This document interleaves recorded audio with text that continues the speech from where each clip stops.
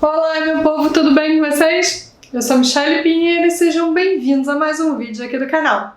Se você ainda não é inscrito, aperta o botãozinho inscrever-se aqui embaixo e também não esquece de ativar o sininho para receber notificações sempre quando tiverem vídeos novos.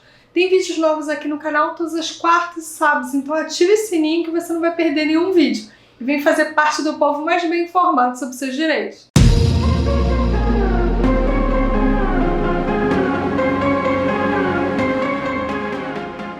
No vídeo de hoje, que eu estou gravando no momento em que o Brasil ultrapassou a marca de 100 mil mortos pela pandemia causada pelo novo coronavírus, eu vou abordar um tema um tanto quanto complexo e que pode ser interpretado aí por visões diferentes. É o conflito entre os nossos poderes.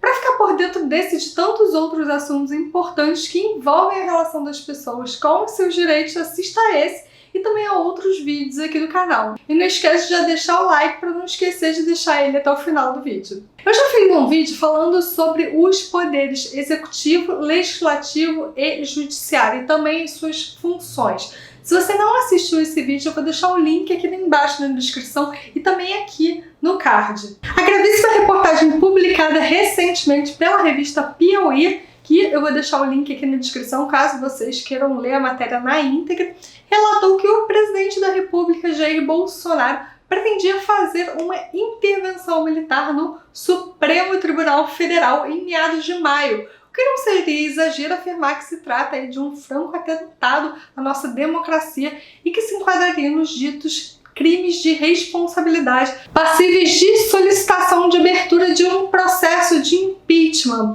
Vou fazer um vídeo sobre o impeachment para você entender como funciona. Afinal, o impeachment se trata de um processo e não um único ato, gente. E não pode ser aberto esse processo de qualquer forma, ao contrário de que muita gente pensa. No dia 22 de maio, temendo a possibilidade de ter o celular apreendido por ordem do ministro Celso de Mello, Bolsonaro discutiu sobre a possibilidade de aplicar um golpe de Estado para derrubar os 11 ministros do STF. Bolsonaro já havia acusado o referido ministro de abuso de autoridade quando este tirou o sigilo de uma reunião ministerial para que fosse apurada a denúncia de uma suposta interferência do presidente na Polícia Federal. Outro episódio marcante se deu quando o ministro do STF, Alexandre de Moraes, barrou a nomeação de Alexandre Ramagem, delegado e amigo pessoal do Bolsonaro para a Polícia Federal. Bolsonaro disse que não engoliu a decisão e disse que Moraes chegou à corte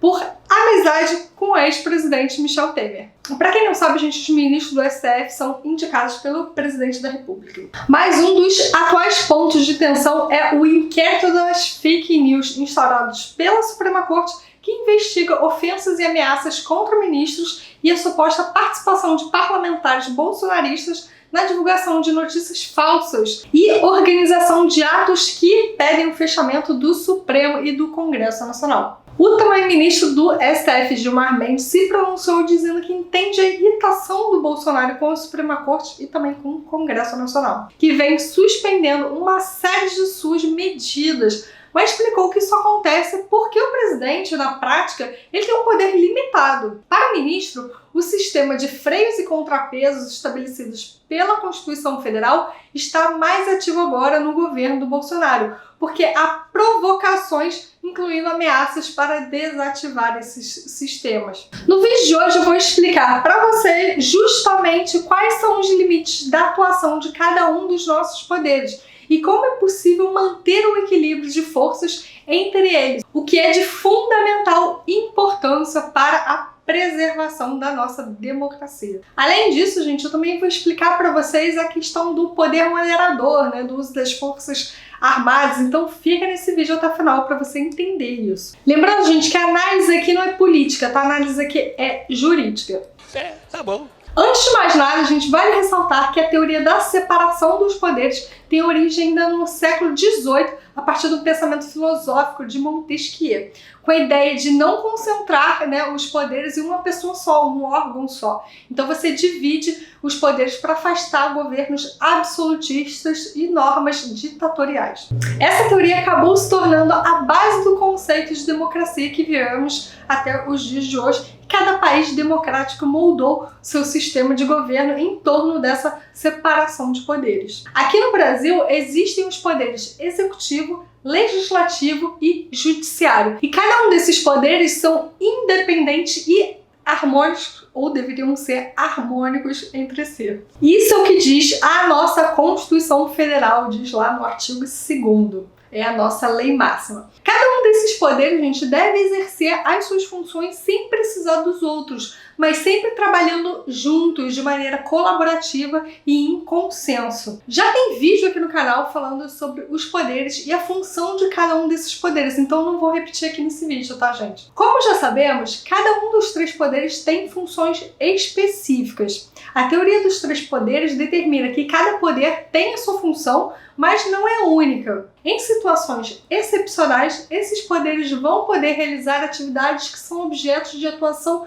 dos outros poderes. Isso para manter o equilíbrio na relação, contrabalanceando aí os pesos, dos poderes. O sentido nisso tudo, gente, é tentar impedir que um dos poderes seja extrapolado. Cada país tem sistemas de freios e contrapesos, e aqui no Brasil esses mecanismos estão estabelecidos na Constituição Federal de 1988, que buscou impedir que o poder executivo fosse colocado novamente acima dos outros poderes. Isso até, gente, por conta da nossa herança ditatorial recente. A democracia no Brasil, gente, ao contrário do que muita gente pensa, ela é recente, A gente viveu uma ditadura aí há pouco tempo.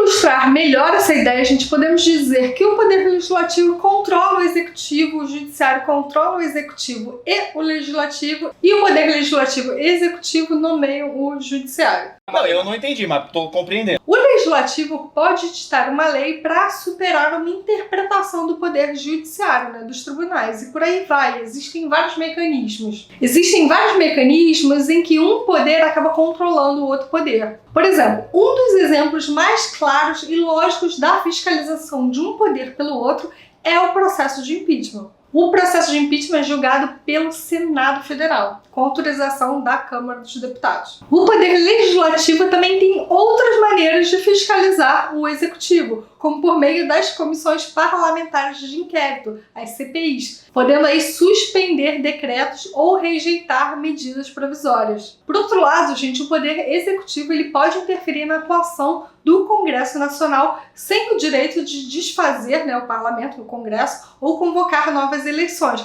como acontece em alguns outros países. O presidente eleito ele pode apresentar projetos de lei, editar uma medida provisória, vetar um projeto de lei aprovado pelo Legislativo. O Judiciário deve permanecer sempre atento aos atos do poder público e julgar se novas normas aprovadas no Legislativo ou se atos do Executivo violam a nossa Constituição Federal. Diversos agentes públicos, partidos políticos ou mesmo organizações sociais podem contestar a legalidade desses atos no judiciário. Dando um exemplo, gente, um partido político pode ajuizar no STF uma ação questionando uma lei que acabou de ser aprovada pelo Congresso Nacional. Em julgamento, a Suprema Corte pode excluir os efeitos da lei. A mesma situação pode ocorrer com atos ou decretos do Presidente da República. Vale ressaltar ainda que a formação do Poder Judiciário brasileiro nos tribunais superiores se dá necessariamente com a participação do Poder Executivo, que nomeia seus membros, e também do Legislativo, que os aprova, fazendo com que nenhum presidente da República seja capaz de concentrar um tribunal 100% composto por suas escolhas pessoais. Por essas e outras razões, gente, que quando um presidente como Bolsonaro insinua que jamais aceitaria um julgamento político de seu mandato ou sugere que as Forças Armadas poderiam agir como poder moderador para intervir em outros poderes, essas discussões sobre conflitos entre poderes voltam à tona. As Forças Armadas existem, no final das contas, para defender a pátria, garantir os poderes constitucionais, a lei e a ordem, a fim de preservar o nosso regime democrático com participação da população. A nossa Constituição, gente, não admite intervenção militar, não admite. E as Forças Armadas não são um poder moderador para resolver conflito entre poderes. Aliás, gente, não existe atualmente poder moderador no Brasil. Já existiu poder moderador no Brasil na Constituição de 1824, mas a Constituição atual não é admitido poder moderador. Bom, gente, espero que você tenha gostado desse vídeo. Já deixa o like, compartilha também com os amigos. Se você tem alguma dúvida, alguma sugestão, deixa aqui um comentário ou deixa um comentário só pra mim. Eu vou ficando por aqui, gente. Um beijo, até o próximo vídeo. Tchau, tchau!